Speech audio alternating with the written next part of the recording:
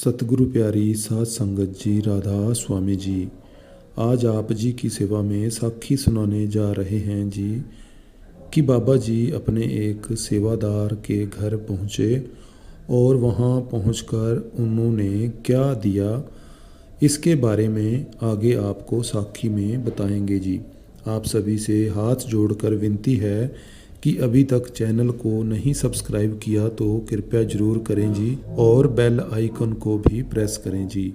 और डिस्क्रिप्शन में WhatsApp channel का लिंक दिया है और वहाँ पर जाकर आप व्हाट्सएप चैनल को भी सब्सक्राइब कर सकते हैं जी, ताकि आने वाली वीडियो का या फिर बाबा जी के सत्संग से रिलेटेड कोई भी अपडेट हो तो आप वहां पर प्राप्त कर सकें। और साखी संगत जी इस प्रकार है कि आप सब जानते ही हो कि बाबा जी अपने सेवादारों से, संगत से कितना प्रेम प्यार रखते हैं जी। और कुछ कुछ तो सेवादार ऐसे भी होते हैं जो कि हम सब के लिए एक मिसाल बन जाते हैं सेवा करने में। तो ऐसे ही एक सेवेदार था जो कि बचपन से ही बड़ी सेवा करता था, लेकिन वो बेचारा अपने बचपन के टाइम से गरीब भी था, जिसके पास डेरा पहुंचने के लिए पैसे तक नहीं हुआ करते थे। और वो पैसे कमाने के लिए कभी किसी दुकान पर काम करता तो कभी किसी दुकान पर, और पैसों की कमी के कारण वो डेरे भी बहुत कम जा पाया करता था। और जिसके ऊपर दुखों का पहाड़ टूटा हो तो हम सब जानते ही हैं कि उस पर क्या बीत रही होती है। हम अक्सर ही यह बात कहते हैं कि जिस तन को कोई अगर पीड़ लगी हो, चोट लगी हो, तो वो वही तन ही जान सकता है। तो इसी तरह वो बेचारा काफ़ी दुखों की घड़ी से गुज़र रहा था, लेकिन वो अपने गुरु का, सतगुरु का बड़ा ही प्रेमी था और सतगुरु को याद किए रखता था। उसके घर में बाबा जी की एक फ़ोटो भी लगी हुई थी और उसको उनके रिश्तेदारों ने पाला था, क्योंकि उसके माता पिता नहीं थे। तो जब वो बड़ा हुआ तो अपनी रोज़ी रोटी के लिए इधर उधर कामकाज करने लग गया। और संगत जी वो गुरु से इतना ज़्यादा प्रेम करता था कि जो घर पर फ़ोटो होती थी, बाबा जी की जब भी याद आती, फ़ोटो लेकर उसको गले से लगाकर बड़ा रोया करता था। यह भी सतगुरु की बख्शिश ही होती है कि उन्होंने ऐसा प्रेम प्यार किस जीव को देना है, यह हर किसी के वश की बात भी नहीं होती। और जब कोई भी वो बाबा जी के आगे फरियाद करता तो यही करता कि बाबा जी मुझको तो आप जी से ही नामदान लेना है, मेरे पर दया मेहर करना, मुझे आप नामदान की बख्शिश करना। और ये भी बेनती करता कि बाबा जी मैं डेरा नहीं आ पाता हूँ, मैं सत्संग नहीं सुन पाता हूँ, मुझ पर दया मेहर करना। और बाबा जी ने फिर ऐसी दया मेहर उस पर कर दी कि वो धीरे धीरे सत्संग पर भी पहुँचने लग गया, क्योंकि उसके पास फिर थोड़े थोड़े कर पैसे आने शुरू हो गए। उसके घर पर इतनी ज़्यादा गरीबी थी कि घर का कामकाज जो भी है, खर्चा है, वो बड़ी ही मुश्किल से पूरा होता था। लेकिन कामकाज चल जाने की वजह से उसके पास पैसे आने लग गए। उसने पैसे कमाने के लिए भी इतनी ज़्यादा मेहनत की कि कभी कभी वो पैदल अपने कामकाज पर जाता, यहाँ तक कि वो डेरे भी कई बार पैदल ही चलकर आ जाया करता था।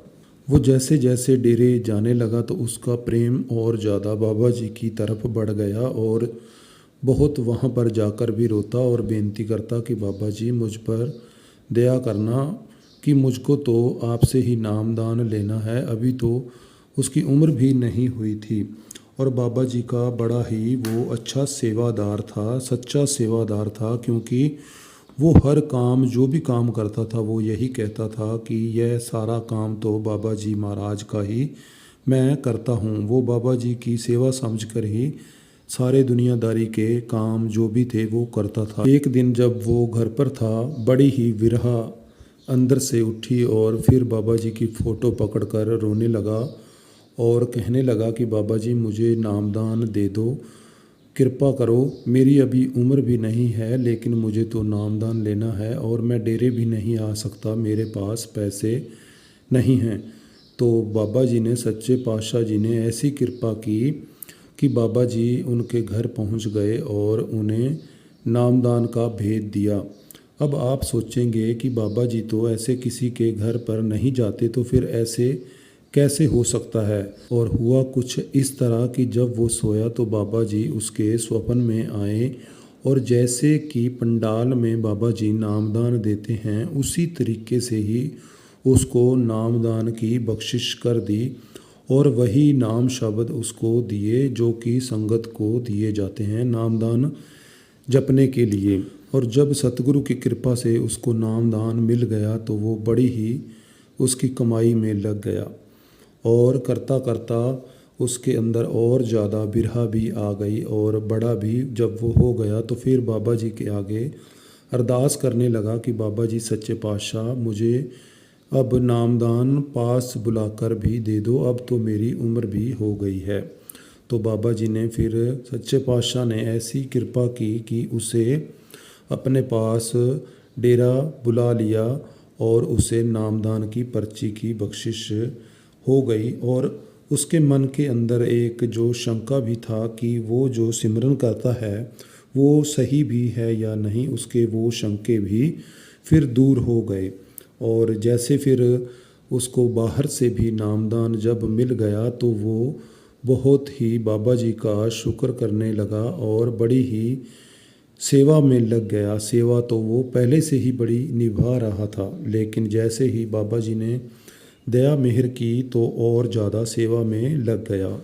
और वो सेवादार खुशी में आकर बाबा जी की याद में बड़ा ही रोता भी, सेवा भी बड़ी करता, भजन सिमरन की भी और दूसरी भी। तो सच्चे पातशाह ने ऐसी दया मेहर कर दी कि जिसके पास पैसे नहीं हुआ करते थे उसका अपना घर बार बढ़िया से बन गया, पैसे आने लगे, शादी भी हो गई और अब उसके पास एक गुड़िया भी है। तो संगत जी, सतगुरु बड़े ही जानी जान दयालु होते हैं और सच्चे पातशाह बाबा जी जिस पर दया मेहर कर दें तो उसकी तो फिर जीवन की काया ही पलट जाती है। जो बच्चा दुखों से गुजरा था अब उसका जीवन बड़ा ही खुशहाल हो गया, भजन सिमरन वाला हो गया। और संगत जी, ये जितना भी प्रेम प्यार है ये हमारे बस की बात नहीं है, ये तो उस मालिक की दया मेहर है जिस पर वो अपनी दया मेहर बख्शिश कर देता है, वही फिर इसको निभाता है और वही इस बिरहा को हासिल करता है। ये हर किसी के वश की बात भी नहीं। कई बार हम सोच लेते हैं कि शायद हमारे अंदर भी ऐसी तड़फ प्रेम प्यार आ जाएगा, लेकिन यह तो सतगुरु की बख्शिश है। हमने सत्संगों में भी कई बार सुना है कि यह तो मालिक की दया से मिलता है, उसकी रहमत से हमें यह विरहा वो अंदर का प्रेम प्यार मिलता है। तो संगत जी, कैसी लगी ये साखी कमेंट कर कर ज़रूर बताइए और चैनल को भी ज़रूर सब्सक्राइब करना ताकि फिर से भी आप साखी सत्संग के बारे जान सकें। राधा स्वामी जी।